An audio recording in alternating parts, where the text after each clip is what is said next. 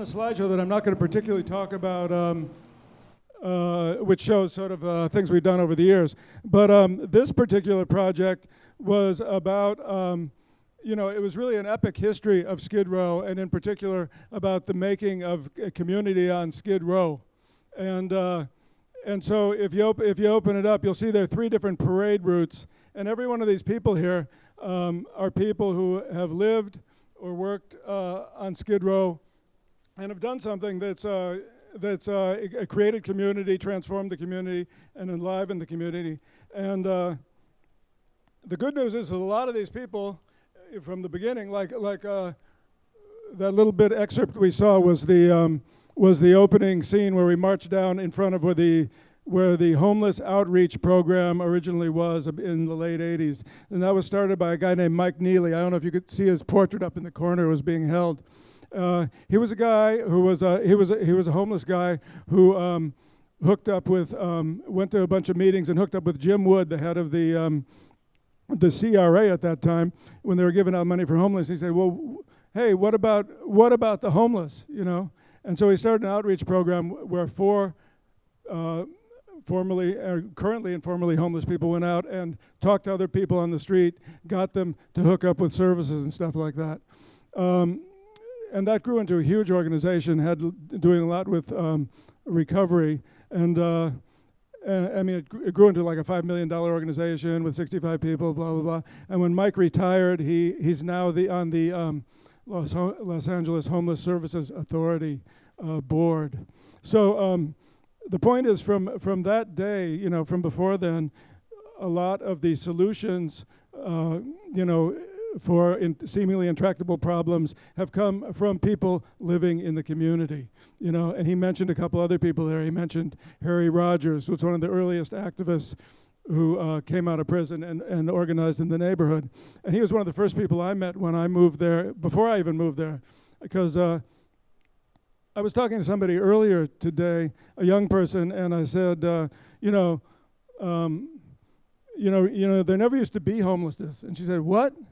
My whole life there's been homelessness." I said, "No, before 1983, you didn't see a whole bunch of people living on the streets. There were poor people, there were people living in hotels, but there weren't people living on the streets, So it's a horrible tragedy to think that homelessness is something that you were born, that the whole society was born into, and there's nothing we can do about it, And that's a complete misconception. And so anyway, a couple things I want to say. I already said one was that a lot of the solutions have come from the ground up. And as two folks over here were saying, you got to listen, and not only you got to listen, sometimes you got to get told. So the beauty is that over 40 years in Skid Row, in other words, since before I came, there have been people who have been creating, building a community on Skid Row that is now, really more vital than ever, and that's why we decided to do this Walk the Talk project,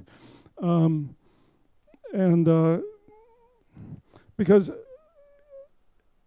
a very wise Palamine in Kentucky says, policy follows perception. Policy follows perception. So if your perception is that there's always going to be homeless people, or if your perception, or there always was, or if your perception is that Skid Row is, in fact, just a bunch of transient people, then as Alice Callahan told us in an interview that we used for her scene in this project, and she's a person who started Skid Row Housing Trust, Las Familias del Pueblo, and has been working and fighting in the neighborhood for 40 years.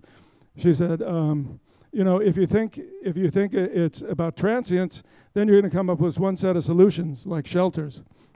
And if you recognize Skid Row for what it is, which is a low-income, endangered residential community, you're going to come up with another set of answers, which is save the housing. And in 1973, Mayor Bradley was elected. And at that time, they were doing redevelopment plans for downtown. They had just executed the one for Bunker Hill, which completely obliterated a low-income neighborhood on Bunker Hill and replaced it with the skyline that we see in commercials and televisions and out the door. And there was a Silver Book plan for the area that's now Skid Row, and it was poised to do the same thing. Then Jeff Dietrich of the Catholic Worker, who's also been working in the neighborhood for 40 years, and some people from Legal Aid and some people from the Community Design Center, submitted their own plan called the Blue Book Plan. And lo and behold, the thing passed. And that plan was to save the housing in Skid Row. That housing outside Skid Row, things could be changed outside, but inside Skid Row, that housing was going to be saved. Everything east of Main and west of Alameda. And the reason why, there were 65 hotels there. 65 hotels, which at that time were in private ownership and were in terrible condition, But they were the lowest income housing in LA County, and they still are. And they were occupied. People were living in them, So they saved the housing. They used development money to create a nonprofit SRO housing, to take over the housing, to renovate it, to turn it into safe, decent housing, to put in a few parks, to put in a community center, and so they saved the housing, and they had funds for relocating services to that spot. So I don't know, I missed it, but the first slides here was when we were doing, when LAPD in 1985 would do talent shows in front of this vacant lot known as Thieves' Corner, which was the place where everyone came to fence their stuff. It was the most dangerous spot in Skid Row. And it's now the site of the LA Mission, which was mentioned, that Yvette mentioned earlier here today. And we did, in our walk the talk, we did a scene in front of the LA Mission about Mark Holzinger, who was the person who started that mission.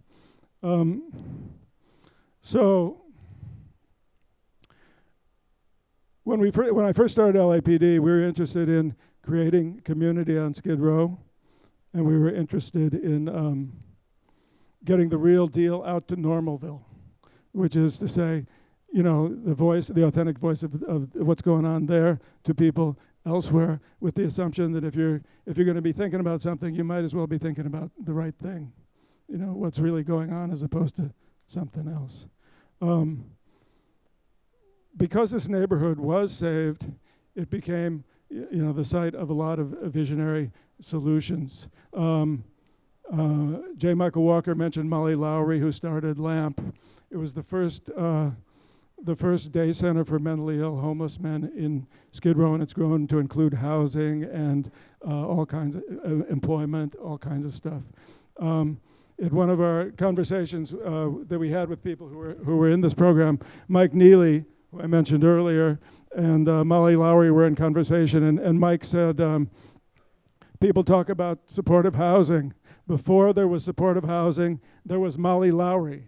Molly Lowry invented, she invented it before there was the word. Just like nobody had low self-esteem before 1980 because there was no word for it.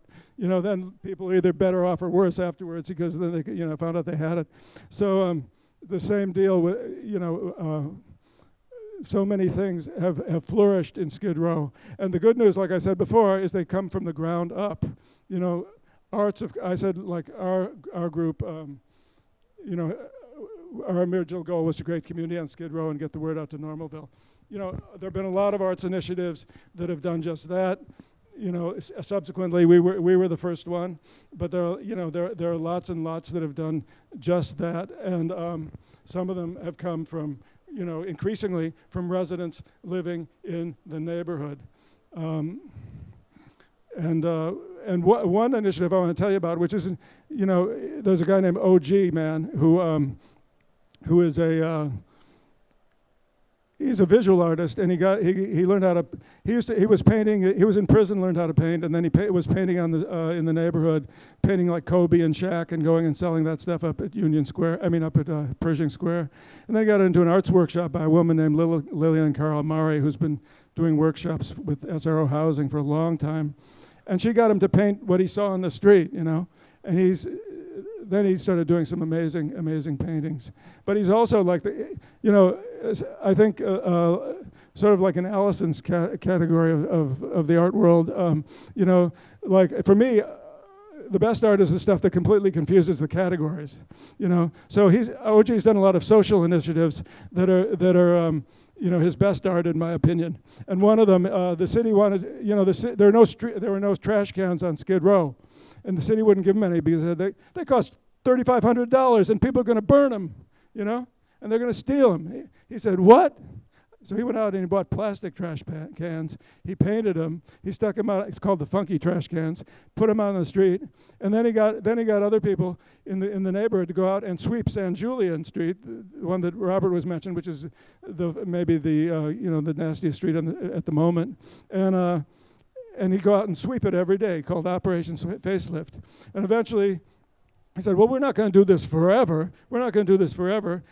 So he started doing the breakfast club at the Church of the Nazarene, which is another beautiful, cool spot. And so people sitting on the street, if they picked up a broom, he said, help us sweep, and then go eat breakfast over at go eat some pancakes, some eggs, some grits, you name it. And so people learned how to do it themselves. As he said, if the city has you just sitting there in a bunch of dirt, smelling piss, and there's no trash cans, why is that? Because someone wants you to think that you're dirt. And so he wanted to change people's thinking, and that's why that campaign got initiated. So a lot of times, our current LAPD's current, you know, mission statement is.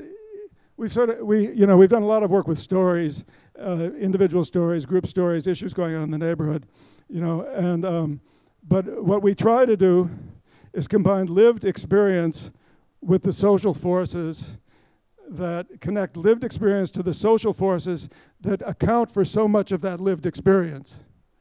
You know, you don't live in a void. You know, like I said, before 1980, there wasn't any homelessness. You know, so now.